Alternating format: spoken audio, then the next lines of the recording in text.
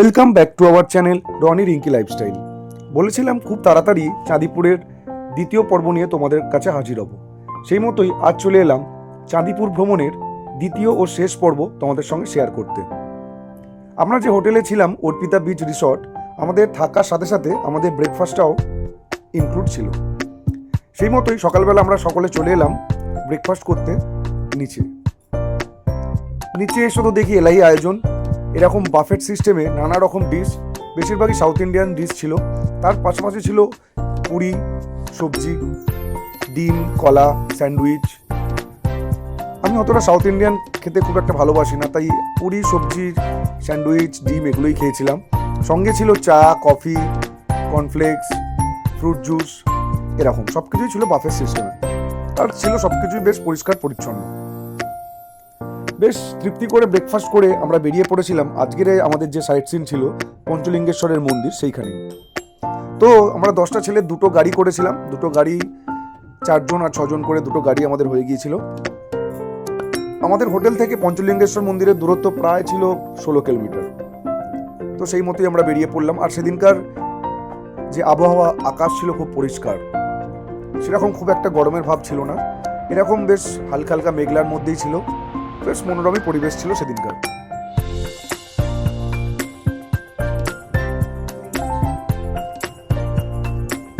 খানিকক্ষণ যাওয়ার পর এরকম ছোট ছোট পাহাড়েরও দেখা মিলল। পাহাড়গুলো দূর থেকে বেশ সুন্দর লাগছিল।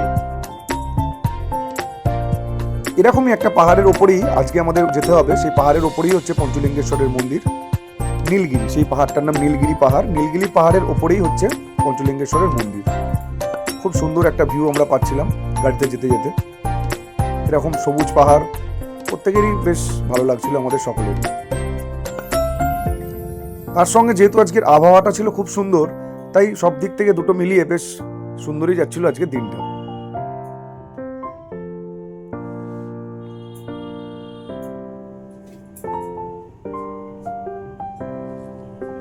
প্রায় 2 ঘন্টা পর আমরা পৌঁছে গেলাম আজকের আমাদের যে মেন গন্তব্য পঞ্চলিঙ্গেশ্বর মন্দিরে। সিঁড়ি উঠতে হবে অনেকটাই, তাই একটু ছোলা খেয়ে শরীরের এনার্জি বাড়িয়ে নিচ্ছিলাম।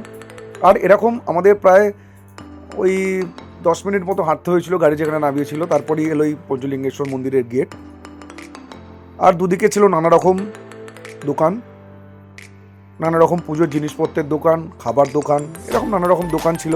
তাই হাঁটতে হাঁটতে চলে এলাম। আর এই যে এখান থেকে আমাদের সিঁড়ি শুরু হয়েছে, সিঁড়িতে করে উঠে যেতে হবে। প্রায় মোটামুটি 350 থেকে 400টা সিঁড়ি আছে। সিঁড়িগুলো খুব একটা খাড়াই নয়, সেই কারণে উঠতে সেরকম খুব একটা অসুবিধা হচ্ছিল না। আমরা সকলে মিলেই যাচ্ছিলাম মন্দির দর্শন করতে। আর এরকম চারিদিকে সবুজে সবুজ, আর এই সুন্দর ছোট ছোট যে পাহাড় টিলাগুলো দেখা যাচ্ছে, বেশ হাঁটতে বেশ ভালোই লাগছিল সকালবেলাটা। বেশ কিছু সিঁড়ি ওঠার পর এরকম একটা সুন্দর ঝর্ণার সামনে এসে হাজির হলাম। ঝর্ণাটা খুব বড় না হলেও বেশ দেখতে ভালোই লাগছিল, তাই আমরা সেখানে সবাই মিলে একটু ফটো তুলে নিচ্ছিলাম। এখানে একটা এরকম ছোট্ট মন্দির আছে, আর এই মন্দিরের একদম পাশ দিয়েই বয়ে চলেছে ঝর্ণাটা। ওপর থেকেও ঝর্ণাটাকে দেখতে খুব সুন্দর লাগছিল। এরকম সবুজ পাহাড়, সঙ্গে জঙ্গল, তার মাঝখানে এই ঝর্ণা আর এরকম মন্দির, জায়গাটা সত্যিই বেশ অপূর্ব লাগছিল। সেদিন বেশ ভিড়ও হয়েছিল মন্দির দর্শনে, অনেক দর্শনার্থীরাও এসেছিলেন। আমরাও তো সেই মতো আমরা লাইনে দাঁড়িয়ে পড়েছিলাম। আর ঠিক এই মন্দিরে ঢোকার আগে আরেকটা মন্দির আছে, সেখানেও বাবার পুজো চলছে দেখলাম। অনেকে সেখানে পুজো দিচ্ছে, আবার দেখলাম অনেকে সেখানে জামা খুলে চানও করে নিচ্ছেন সেই ঝর্ণার জলে।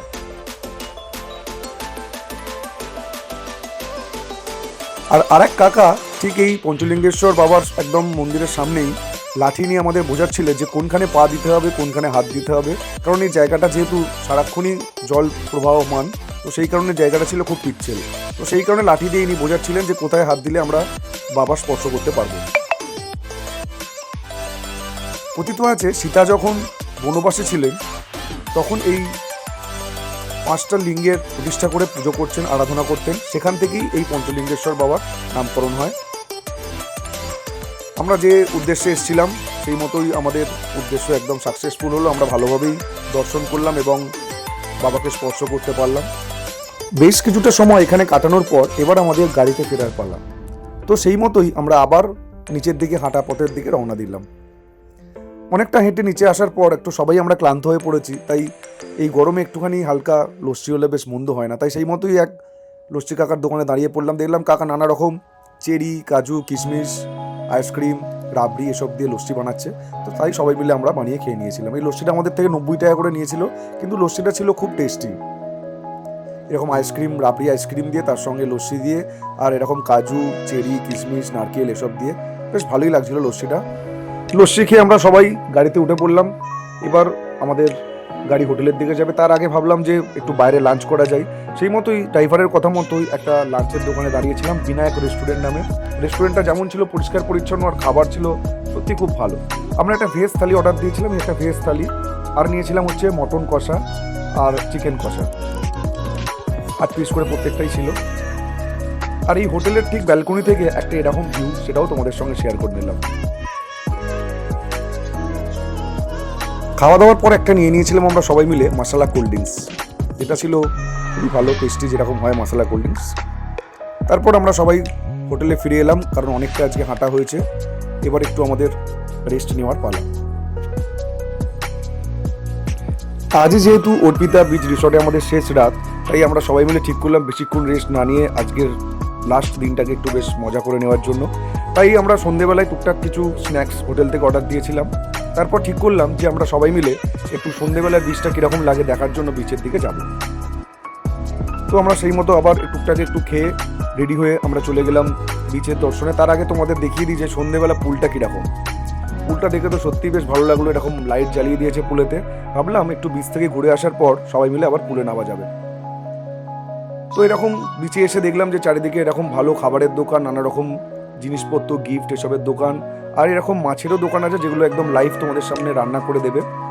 তো আমরা ওই সেই মতো এখানকার যে পমফ্রেট আর কাঁকড়া আমরা দুটো নিয়েছিলাম। কাঁকড়াগুলো ছিল সত্যি খুব ভালো, কিন্তু পমফ্রেটটা ছিল, এই বুঝতেই পারছো, পমফ্রেটটা একটারই ওজন প্রায় 500 গ্রাম মতো। পমফ্রেটটা ছিল আরও ভালো। এই কাঁকড়াটাকে আমরা একটু ফ্রাই করে গ্রেভি করে নিচ্ছিলাম, আর এই পমফ্রেটটাকে বলেছিলাম ভেজে দেওয়ার জন্য। তো সেই মতো যে দাদা ছিল, সে দাদা এরকম রান্না করে দিচ্ছিল। আর সত্যি পমফ্রেটটা দেখে তো আমি পমফ্রেটটাকে চুজ করেছিলাম।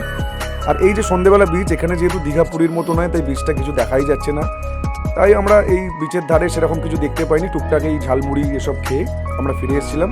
যে যার মতো কিছু কেনাকাটা করে আমরা ফিরে এসেছিলাম হোটেলে এসে আমরা ম্যানেজারকে জিজ্ঞেস করলাম, যে ম্যানেজার বললো 10:30 অবধি পুল আমাদের খোলা আছে। তো সেই মতোই আবার সবাই পুলের ড্রেস পরে নেমে পড়লাম পুলে। বুঝতেই পারছো 10টা ছেলে, তাই পুলে ফুল একদম আমরা মজা করে নিচ্ছিলাম। আমরাই ছিলাম এই পুলে সেই সময়, আর কেউ অন্যরা বাকিরা কেউ ছিল না। তাই বেশ ভালোই লাগছিল, খুব আমরা আনন্দ করছিলাম, গান ফান চালিয়ে একদম ভালো মতো বেশ সুন্দরভাবে আমরা পুলটাকে একদম দাপিয়ে নিচ্ছিলাম, দাপিয়ে মজা করছিলাম। আর এরকম ফল খেয়ে সবাই মিলে আরও বেশি আনন্দ হচ্ছিল সবারই। বেশ খানিকক্ষণ সময় আমরা পুলে কাটানোর পর ফিরে এসেছিলাম আমরা হোটেল থেকে আজকে অর্ডার দিয়েছিলাম আজকে ডিনার, মিক্স চাউমিন, আর ছিল চিকেন মাঞ্চুরিয়ান। কেউ নিয়েছিল চিলি চিকেন, কেউ চিকেন কষা। খেয়েই আমরা একটা লম্বা ঘুম দিয়েছিলাম। আর ঘুম থেকে উঠে আর একবার চলে গিয়েছিলাম পুলটা বেশ আমাদের সবারই বেশ ভালো লেগে গিয়েছিল, তাই একটু পুলে আবার চলে গিয়েছিলাম। আর আজকে সকালবেলা উঠে জানতে পারলাম IRCTC দেখে যে আমাদের ট্রেন প্রায় 3 থেকে 3.5 ঘন্টা লেট। যেই ট্রেনটা 2:45 আসার কথা, সেটাই দেখাচ্ছে বালাসোরে এসে পৌঁছাবে, তখনই বেজে যাবে 6টা। তো সেই মতো আমাদের আর একটা রুম এক্সট্রা নিতে হতো হোটেলের ম্যানেজারের সঙ্গে কথা বলে। তাই ভাবলাম অনেকটা যেহেতু সময় আছে, তাই একটু পুলেতেই যাই। পুলে গিয়ে আবার একটু এরকম পোজ দিয়ে ফটো তুলছিলাম, আর সবাই মিলে একটু চান করে নিচ্ছিলাম। এই 3 দিন বেশ প্রত্যেকেরই ভালোই গেল, মজায় গেল, অনেক স্মৃতি, অনেক কিছু, অনেক ছবি ভর্তি করে নিয়ে যাচ্ছি আমরা বাড়িতে। আর এই 3 দিনটা সত্যি আমাদের কারোরই ভোলার মতো নয়, বেশ সুন্দরভাবে আমরা কাটিয়েছি। তারপর আমাদের ট্রেন 6টায় এলো বালাসোরে, সেখান থেকে আমরা সাঁতরাগাছিতে এলাম। সাঁতরাগাছিতে তখন নামালো, তখন বাজে হচ্ছে ওই 10:30 মতো। এই হলো চাঁদিপুর ভ্রমণের দ্বিতীয় এবং শেষ ব্লগ। ভিডিওটা কেমন লাগলো অবশ্যই জানিও, আর ভালো লাগলে একটা লাইক কমেন্ট করে দিও।